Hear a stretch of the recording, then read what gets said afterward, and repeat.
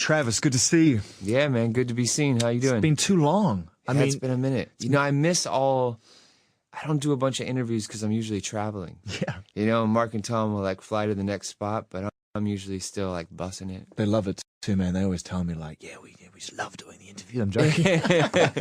No. Fresh from Reading and Leeds, we're going to talk about all that. We're going to talk about the future with the band. I want to talk about your music. I want to talk about, you know, you're so busy.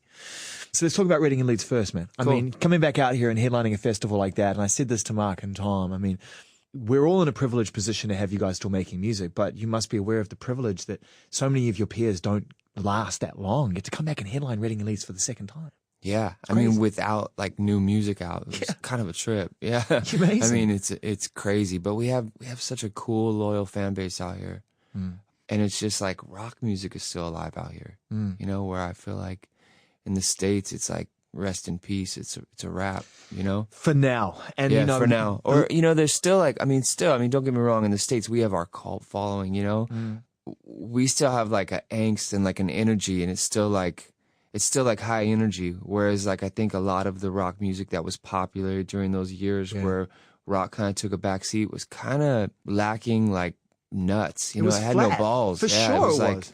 it didn't really stand for anything. It was just might as well have been pop records. You just said me, it. It didn't you know? stand for anything, and I think there's always that thing like, you know, is it good? Are they saying anything? Yeah, to me, whether you're a person or a band, you got to stand for something. Yeah. I think that's like, those are the people or musicians or bands that really break through.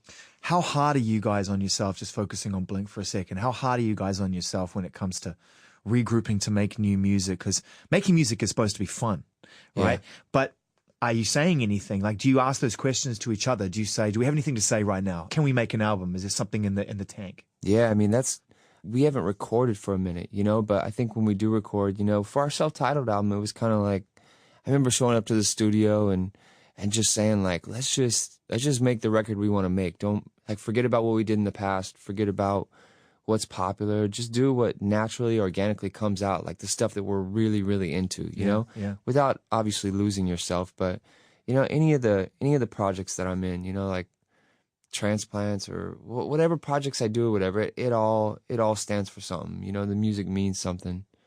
And I think those are the ones that really, really resonate with fans. When you think about making music with Blink now and coming back together and playing these shows, and like I said, I think we feel pretty fortunate as fans of your band that this is happening because it really wasn't on the cards for quite some time.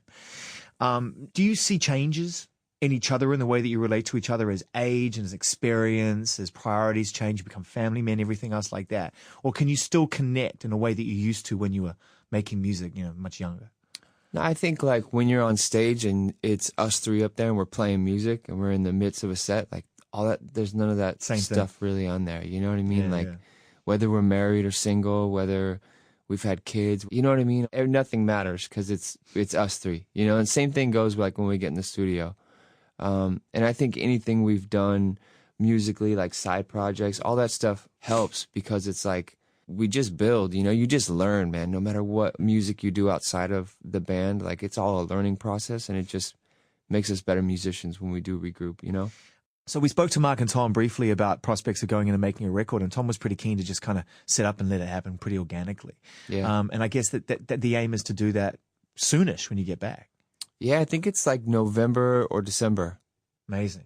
Yeah. Do you have songs? No, I think we all have ideas. I mean, that's how it always happens. You know, we could go in the studio and we all just kind of get in there and start the creative process, start molding it to, you know, fit. You were also busy during that hiatus, and much has happened since it, and it's long water under the bridge. But I never had a chance to talk to you and ask you, you know, did you miss Blink? Because I know you were busy. Did you miss it? Was it something that you felt was missing in your life, or did it come around when it happened for you? Nah, at the time, for me, it was this great, like, weight lifted off my shoulders. Like, Blink had broke up, and I was kind of so sick of being in a band. I was like, man, it sucks, like, it's like having two girlfriends. It's like, man, it's you know a major what I mean? compromise. And it I was is, like, yeah. I just want to be free, and I want to enjoy not being in a band no more. And that's when I started playing with AM. Yeah. And with DJ AM and I, we had broke through. Like we had kicked down doors no one kicked down. Like it was drummer and DJ, and we were man, I saw you guys at Coachella and it blew my mind. awesome. It You were there. blew my mind. See stuff like that. Like we were like, you know, we headlined like the Sahara tent at Coachella, and we were having a blast. Like we would play for hours, rehearsing and coming up with routines. So, I mean, I love Blink, but at that time I did not miss it. So for me, AM and I was like playing with like my brother, like a best friend, and we were just doing something new and innovative and creative, and it was just the two of us. So I never got to know him, and it really bums me out. Man, I can't say enough great things about him. You guys were at the start of something. I mean, you really must recognize now in the times you allow yourself to reflect, which is important when you think about your friends who are no longer around, your family, you know? Yeah. That you were a cornerstone to what is happening in America now with dance music. Yeah. And AM made it possible for all of us to play across the board in many respects. I mean, it was 10 years ago, and we were playing, you know, EDM music like Glitch Mob, and it was just stuff, everything that's popular now. He called it way early. I remember when we did our Coachella set, like we had flipped everything, and we were both listening to like a lot of new stuff, and it was just, he was just so ahead of the curve, man. He was so good about, you know, blending genres, and he was awesome, man. He was fearless, man. Yeah. He was fearless. He was incredible. No question. Travis Barker, it's great to see you. There's so much to talk about. We're not done. I want to talk about what's going on with your solo stuff. And I know you've got a priority now to work on the Blink record, and you grab those moments when they come, and you got to grab those moments. Yeah. But you're always working, you're always creating. What else is on the agenda? You know, I started on like what will be the beginning of my solo album, my follow-up to Give the Drummer Some. Yeah. So I have like a record that I'm doing with Chris Brown and Tyga. Yeah. I got some stuff with Killer Mike and LP, like Run the Jewels. Yeah. Stuff with Problem. I don't know if you guys ever heard of Problem. Yeah, we know about Problem. Problem and Bad Luck. I got a bunch of records that I just started working on. So, is there anyone on the wish list that you just really, we want to put it out there? You want to plant the seed and put it out there, visualize it a bit right now? You know, with my first album, I got that all out of my system. It was like I worked with everybody, you know, from like RZA to Wayne to Rick Ross, Game. I just basically reached out to friends because at that time, you know, once again, Blink wasn't happening. So I was either playing with AM or, you know, I'd do like Jay Leno with T.I. or Too Short. So I was doing like television performances, and then in return, they would say like, yo, I'm going to give you a verse on your album. Crazy. So I just kind of did it like that. And that first album, I got to work with everybody I loved and I grew up on. I think we actually laughed out loud when we read the list out from memory a few years back on Radio 1. We went through the whole list of people that were on your record, and then we all stopped and sort of looked at each other and cracked up laughing because it was just like... It was incredible, and it was such a cool experience. Everyone else just needs to fall back and put their address book away for a while because there's no point. Yeah, so it's part 2, you know, and I'm just going to take it slow. You know, when Blink starts working, Blink will be the priority, but...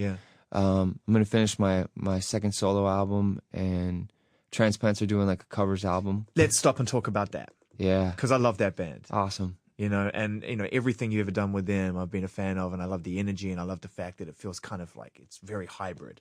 It's not just a straight punk rock thing. It's not just a straight rock thing or hip hop thing or dance thing. It's very kind of all of it. Yeah. It's once. like very punk rock as far as the way the band works. Yeah. But we all love all genres. Yeah. You know?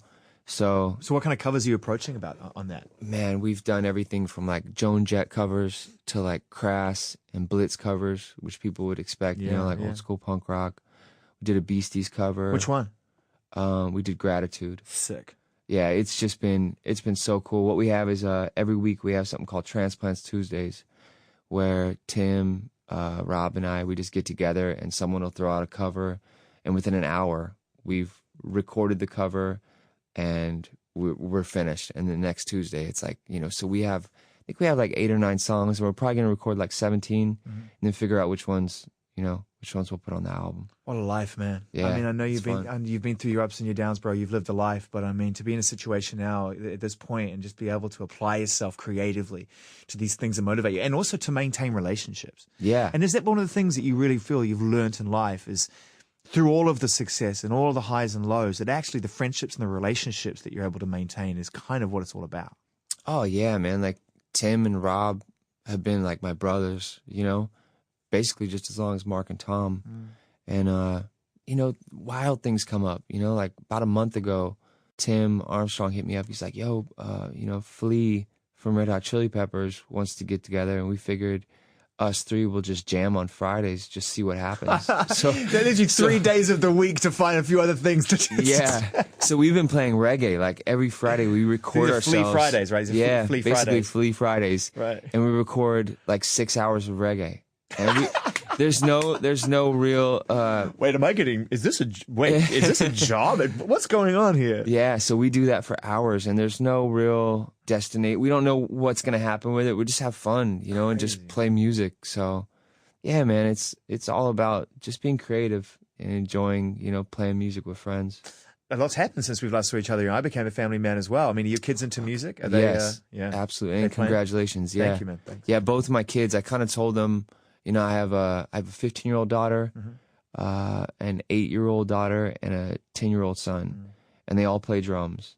I told them, you know, you don't have to be that's wild, Buddy Rich or like as crazy as dad or anything, but if someone hands you sticks, you need to know how to play. Yeah, because you're representing the Barker. This is Barker Inc. So my little girl can even sit down, like she plays Iggy Azalea songs on the drums. Crazy. Like that's her thing. You know, Landon's into, he's very much like me. He's into punk rock and hip hop. He loves both of them, you know, and he's very seasoned. You know, he'll hop up at transplant shows and sing a song. Like it's pretty cool. You know, they're rock and roll kids. I let them tour with me.